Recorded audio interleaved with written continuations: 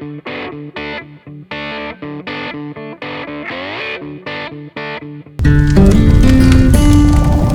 it's Lou from Lone Survivalist, and we are going to show you how to eat all sorts of things that you could find in your own backyard, in your own woods, in a mountain bayou. This is Josh Palumbo. He's from Afghanistan. You said anywhere. Say anywhere, right? He's from Afghanistan. Anywhere's okay.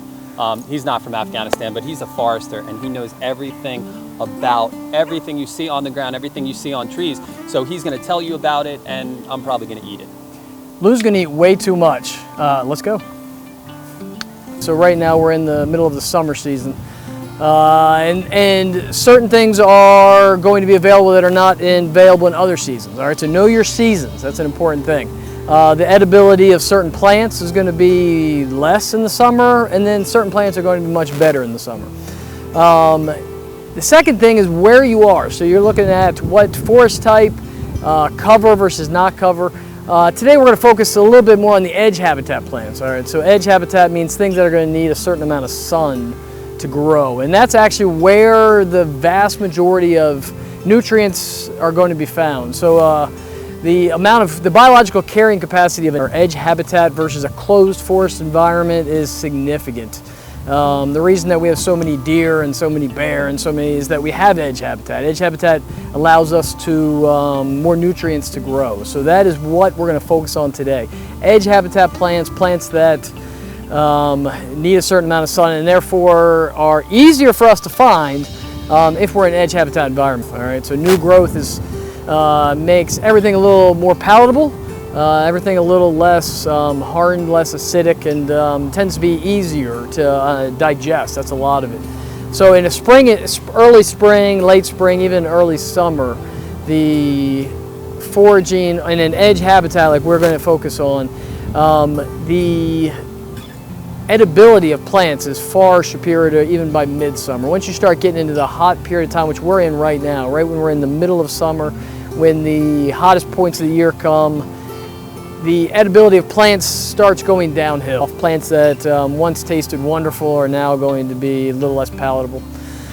So that's, know your seasons as well. When we start getting into fall, we're going to get into more of the mass species where we're going to start increasing our protein levels, easier to find stuff that is protein based, stuff that is more root based. And then in the winter, we're pretty much going to focus on species that you can get roots out of, stuff that you can woody plants that still have edible factors, edible parts of them. Right now, the midsummer, we're going to do a lot of berries. We're going to do a lot of ground covers that are just now getting into the main part of their taste and the main part of their nutritional value. So that's what we're going to focus on today. All right, so one of the best plants if you're going to forage in survival situations is definitely going to be red clover. Red clover is incredibly nutritious for you, and it's generally abundant on the ground. So we're talking edge habitat. Edge habitat, this clover, which has got 3 leaves, it's distinguished from the white clover in that it tends to have a little bit of a different color green on top of its 3 leaves. Now, the part that you want to eat on this is actually going to be the fruit. All right, so the fruit on red clover is very distinctive. It's not, I wouldn't call it so much red, but it's a purple. Some people call it purple clover. I tend to know it as red clover. Tends to be incredibly nutritious for you, and you're going to want to eat the fruit, especially in the middle of summer. The leaves, almost everything on clover is actually edible. The issue is just going to be taste. Really, by this time of the year, the flowers where you're going to want to focus on. Tends to grow in almost every edge habitat in Virginia and anywhere on the East Coast, pretty much all through Europe at this point.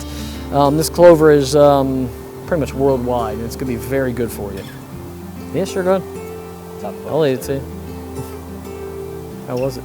Disgusting. Yeah, it happens. But look at it. Look at this one's already been dead. I mean, you're talking. Are the bugs going to kill me? No. Another great species you're going to find in any yard, any edge habitat is going to be white clover. White clover is all over the ground. Whether you want to have it on your yard or not, it's going to show up. But it does have it's not as nutritious as red clover or purple clover. It tends to be great edible. You can pretty much do anything with clovers. Clovers are in the pea family. All right, and so when you get into these pea families, almost everything of the pea family plant is edible. So you get down to the leaf, get down to the flower, you're going to be able to go and eat it. By midsummer, it's kind of lost some of its taste, but it's still going to have the same nutritional value. You're just going to have to deal with some of the bitterness. The leaf is definitely going to be hardened off by midsummer. In spring, it's going to be much easier to use. A lot of people have used it in salads and stuff like that because it has a nice little tart taste to it. But the white clover, easily identifiable for the sake of posterity. All right, what did you think about that one versus the other one? It has less taste to it as far as. Yeah, it's actually good on salad. I'm trying to find wood sorrel. You need to find vinaigrette in the wild, you dig a hole.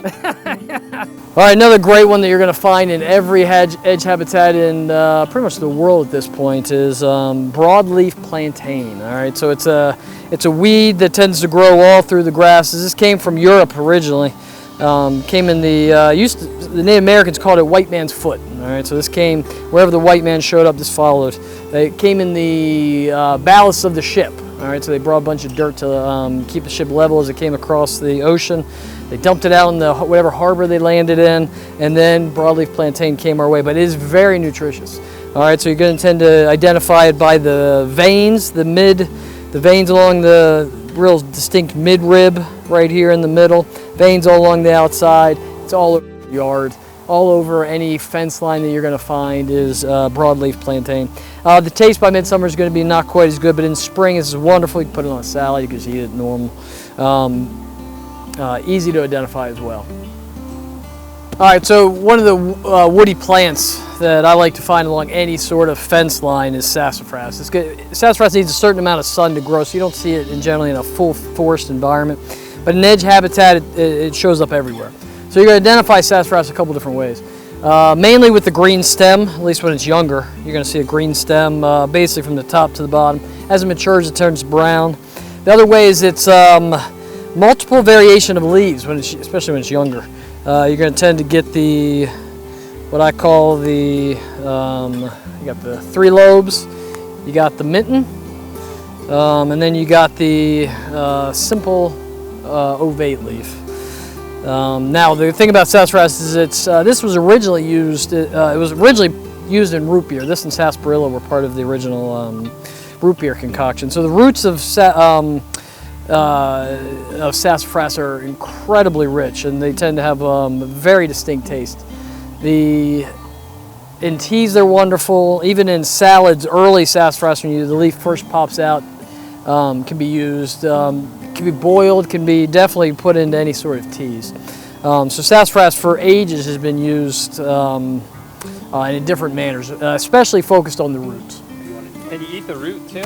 You can eat the root. You might want to eat it first, but it's gonna be so slimy when you're done. It has an interesting taste. It turns into slime in your mouth. That's why you want to boil it, right? Yes, because it definitely in a tea, it's going to release a lovely fragrance. You don't want it released in your mouth if you can avoid it. It's good in flavor. The consistency is... Ooh. Leaves a lot to be desired. Yeah. I'm having a good time. All right. I'm not following. All right, so one plant we're going to deal with right now is cattails. All right, so when we talk edge habitat doesn't need to be a yard or a fence. Edge habitat could be a pond. So you're breaking the forest canopy. Any sort of water is going to offer nice edge habitat, and that's where cattails need full sun, and obviously they need water. All right, so cattails have been fascinatingly useful forever. Native Americans used them for all sorts of things, for food, for home building. Cattails have got a ton of use, and they're mostly edible. So what you're going to want to do with cattails is pull out the whole plant. All right, so pull it out by the roots if you need to, or at least close to the roots. Ideally, you're going to want to take off the muck, cut off the part that is in the mud, and you're basically going to eat the bottom. The bottom portion of the stems are best for eating.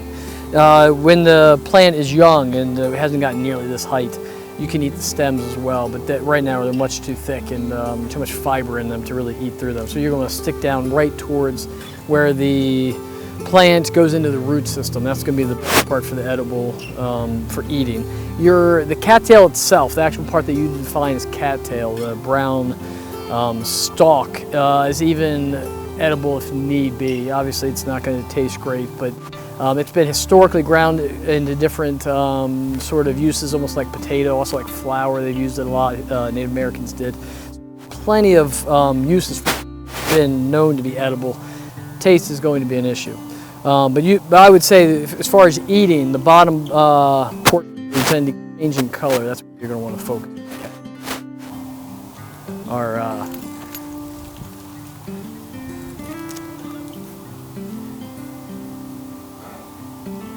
What's our thought on this one? It's not that bad. Yes, I would agree with you. That's actually one of the better ones, as long as it's slightly fresh. And it's actually juicy. It's going to get worse as you go up the stalk. It tastes a little like an artichoke. What? Can't keep going. You Definitely. Good for...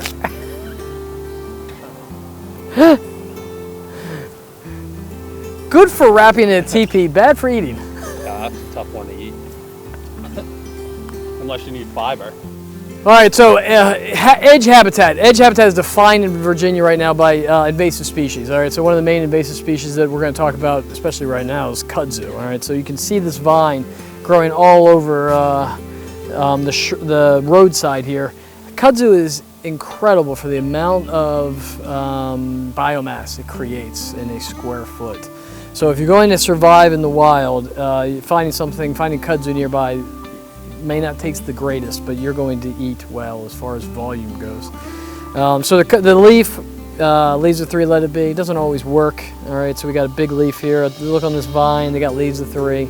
Not exactly like poison ivy in the shape, but it definitely has characteristics like poison ivy, but it grows in much greater quantity. With kudzu, you can eat everything except for the vine, really. I mean, you go down to the roots. The fresh leaves are the better. The smaller you get, the better. Once you get to a bigger size, it's going to be a little more hardened off, a little more bitter. But when you get smaller like this, you can see it on this stem. That's where it's going to be edible, and you're going to try to stick to the buds, flowers, leaves, and root. Kudzu is a terrible invasive, but as far as surviving in the wild, it is a refrigerator of bounty. So gross. I'm going little. Let's see. I mean, this one that looks just like poison ivy. I gotta see. Oh, it's so bad. It's so bad. It's so bad right now. Oh my goodness. Oh, it's so bad. How are you even eating that? It's so bad. Woo! Compared to a month ago, this is so bad. This is hot. I don't recommend eating this like this. And pray it's not summertime. Almost two. Yeah, I can't believe you got that thing down. Delicious. Did you get it down? No, not Yeah, I really. got it done. These little Guys, ones I could eat. we're dealing with survival. We're not dealing with tastiness. Oh, That tastes like raviolis compared to the big leaf. All right, so one of the best times of year, so when you're talking midsummer, you're definitely talking berries. All right, berries are what you're going to need to forage. All right, this is where you're going to get your the volume that's going to fill the belly. And without a doubt, this is the tastiest of berries, according to me. This is an invasive berry into Virginia called the wineberry. All right, so the wineberry is unique in its coloring. It's got a very red berry, as you can see, very sweet berry. That's one of the better benefits of wineberry. But what you're going to look at as far as identification purposes is the red hairs along the stem, the main stem, and even down to the leaf. All right, so the stem off to each leaf is also just laden in red hairs, and that's going to be the identification, which you're going to use as wineberries. They grow into big thickets. All right, you can see it coming through the fence here. They're going to eventually take over the site as far as with just berries. They're very prolific in their spreading, both by seed and by rhizomes. They're going to spread quickly. All right, so the key part of wineberries is that they taste good. All right, so eat a lot of them. They're sweet. Even when you get them when they're not quite the right color, they're edible. I mean, they're just not going to be quite as sweet. You're going to still be able to eat them, and they're going to be good for you. Wine berries. All right, so another berry that you need to know, and one to identify. This one's a very easy one to identify due to its unique coloring on the stem. This is black raspberry. Where we are right now, it's not quite in bloom, but or quite in fruit, I should say. But it is going to fruit by midsummer at some point. And the way you're going to identify this as opposed to wine berries or as opposed to Allegheny blackberries is the white, bluish white stem. All right, and even you're going to see this all the way down to the root system. It's going to have this glaucous color. Even on the bottom side of the leaf, it's going to be very white compared to the top. Top's going to be a vibrant green, and underneath is going to be almost white. Black raspberry, and its berry is incredible. It's a native species to Virginia, so always good to propagate along any sort of fence line. But wherever there's sun, you're going to find some black raspberries in Virginia. All right, so the last of one of my favorite berries, and this is the one that you're going to, as every child in the world, and at least in Virginia and any part of the United States, has gone through a forest and you've gotten ripped apart by this. This is Allegheny blackberry. All right, so the blackberries are incredible come mid to late summer. They're going to be black as you would like. Here you're seeing a very immature fruit that starts off as red. The way you're going to use, what you're going to look at to identify this species is the very much angular green stem. All right, so when you look at each of the berries, they're going to have a little different stem. This one's going to have a very angular stem that's going to be green from top to bottom. All right, even when it goes up the stem towards the leaf, it's going to have a green feature to it. When you turn the leaf over, it's going to be almost as green as the top. All right, certain species change color from top to bottom. Allegheny blackberry, it's going to be green on top, and it's going to be just a little bit less green on bottom. That's a good identification tool when you compare it to other berries. This is a native species of Virginia. Obviously, anytime you're dealing with this, you're gonna deal with these are probably the nastiest of the thorns of any of the berries. They're the thickest, the longest, hard to get through Allegheny blackberry shrubbery. But you're gonna find these at every ridge line, every fence line, every yard, every edge habitat, every field in Virginia. You're gonna find some of the Allegheny blackberries. Spread real rapidly via seed dispersal. Bears, birds, they're going to just, everything that eats berries, they're going to disperse it very quickly across the landscape. So you tend to see a lot of Allegheny blackberry. There's a bear that ate my apples, so now I go through the woods and eat every berry I can find. Take that, bears. These are really good apples. They are so good. I'm going to have diarrhea.